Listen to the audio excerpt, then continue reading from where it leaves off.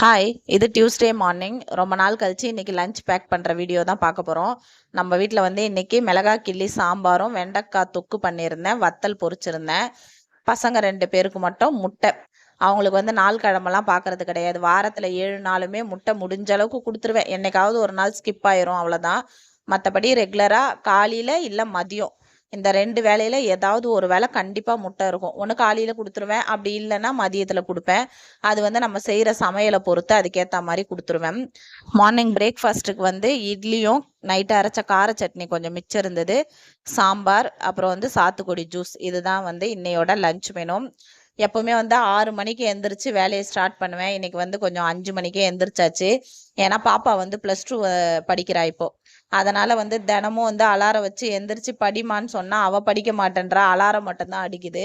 அதை நான் தான் ஆஃப் பண்றதா இருக்கு. அதனால நம்மளே களத்துல இறங்கிடலான்னு சொல்லிட்டு நானே ஒரு 4:30க்கு மேல அவளை வந்து எழுப்பி விட்டு படிக்க சொன்னேன். கூடவே எந்திரிச்சு வந்து நானும் டீ போட்டு நானும் என் பொண்ணும் குடிச்சிட்டு அதுக்கப்புறம் வந்து சமையல் வேலையெல்லாம் ஸ்டார்ட் பண்ண ஆரம்பித்தேன். எனக்கு ஒரு 8 மணிக்கு எல்லாமே சமையல் வேலையெல்லாம் சூப்பராக முடிஞ்சிருச்சு. கொஞ்சம் பரபரப்பு டென்ஷன்லாம் இல்லாமல் கிளம்புன மாதிரி இருந்தது. நானும் வந்து ஒரு 8:30 போல் ரெடி ஆகிட்டு என் பையனை கூப்பிட்டு போய் ஸ்கூலில் விட்டுட்டு வந்துட்டேன்.